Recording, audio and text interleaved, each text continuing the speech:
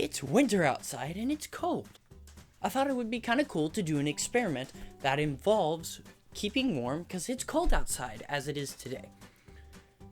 Something that we use commonly if you use these items. It'd be kind of cool to know the science of them. Have you ever wondered what simple things in this winter holiday, what they do and what they're for? Or what they're made of and how they work that way? Well, today I would like to be discussing hot hands. What are these hand warmers? What do they do? So, little bit of backstory. A hand warmer made back in 1891 was patented by Jonathan Ellis of New Jersey. He was the one who first accredited or was given the idea of making the hand warmer. Now, but it wasn't first produced, it wasn't made widely produced, or wasn't produced until a Japanese inventor named Nichi Matoba, I'm sure I pronounced that wrong, came up with the idea and put it together. So, let's see what this really is. I will grab my little boop-a-doop-a-doo. Grab my handy here. So this is a hot hand. A packet of fine material that is very warm to the touch and will get increasingly warm the more you use it and will last up to 6 to 8 hours. But how does it work? Well, that's the real question. Let's get into that. You will note that the particles in this are all very fine. Inside hand warmers, they contain cellulose, iron, water, activated carbon, and salt that produce from the exothermic oxidation of the iron. So, in other words, it's rusting.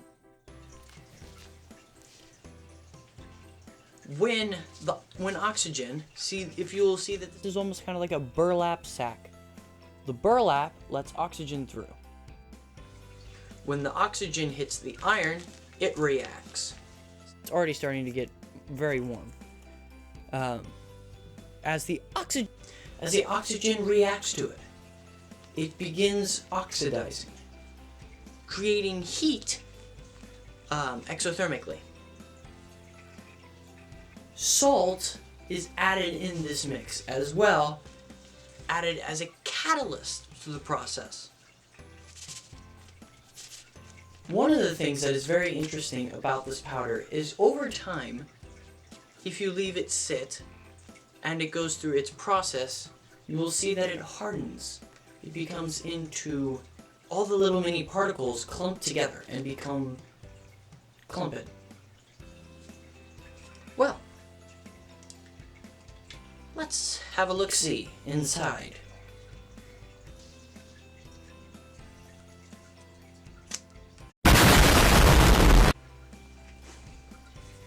Now, I have the hot hand, as you'll see. Inside is a black refined powder. This powder is the iron oxide mixed with the salt. Powder, you'll notice that it is black, or very charcoal gray, if you will. This will over time change brown. You can feel the heat. I can very much feel the heat coming off of it right now as it oxidizes. The little white particles in here, I don't even know if you can see them quite with my camera, but the little white particles in this are the salt that help as a catalyst to aid in the creation of the heat. See, look, and you'll see it starting right now. Little clumps. It's clumping together. I don't even know if you can really see that. You can see that it's already starting to clump together. Like there's a little bit of a clump there, a little bit of a clump there.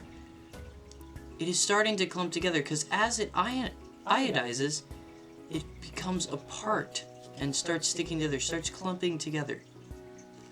It's virtually rusting. Let's see if I can refine out the other particles.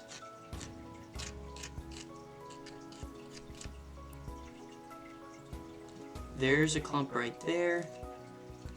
These are several clumps here. It's not the fine powder that it used to be. It's very, very warm to the touch. Very fine if you break it apart.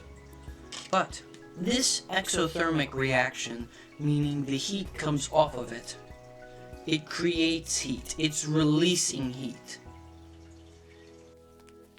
But eventually, after all of the time that it has been used, the oxidation will cease, will slow, and it will no longer emit heat, for all the energy that has been stored up no longer is used.